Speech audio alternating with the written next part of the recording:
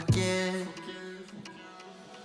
what you sound like. 'Cause now that it's over, I'm by myself.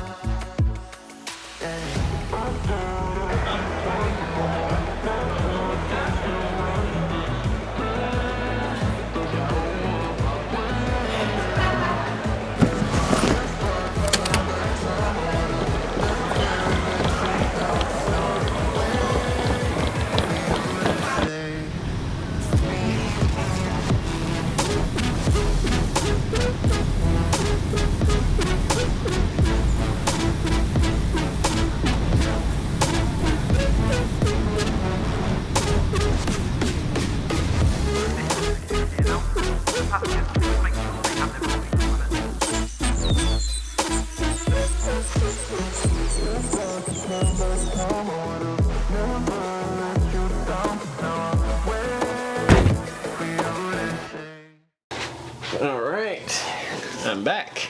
I'm back stateside. It was a quick trip, huh? At least I was able to do all of the things that I needed to do.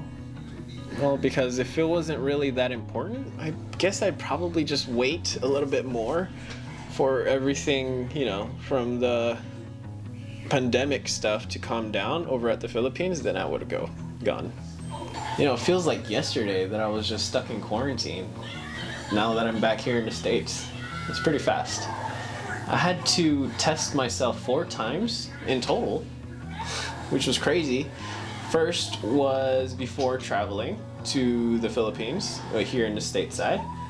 Second was during the quarantine phase at the Philippines, you know, at the 7th day or however long it is now these days.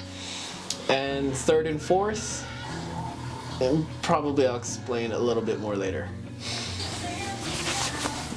Yeah, I wasn't able to record or film a lot during my stay in the Philippines because I was really busy with what I needed to do over there.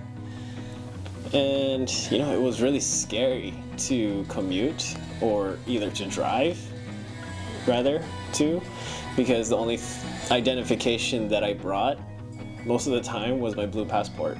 You know, even with the pandemic going on in the Philippines, there's surprisingly still a lot of people outside. Outside in general. Well, because the only thing that's really noticeable are the malls. There are way less people now in the malls. There are still people there, of course, you know, doing a little bit of shopping, just trying to get outside. But there are way more or less people than how I remember it to be, you know, before the pandemic and all that stuff. The traffic is more normal than how it was, which was crazy. Still traffic, still, like I said, there's a lot of people outdoors, there's a lot of people going out, yet a few people at the destinations, I guess. There's just a lot of people that need to go to work. There's just a lot of people driving, a lot of cars. The roads are really busy. Well, for where I'm staying, and the traffic is still trafficy. I was able to eat a lot of Filipino food, as you can see here, and there's a lot.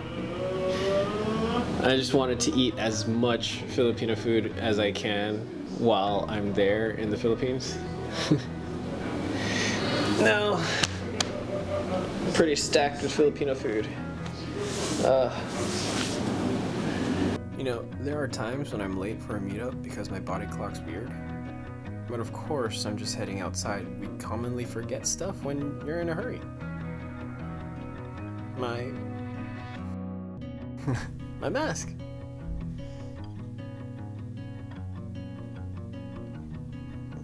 Could get a fine for not wearing one. But that's not it. The face shield.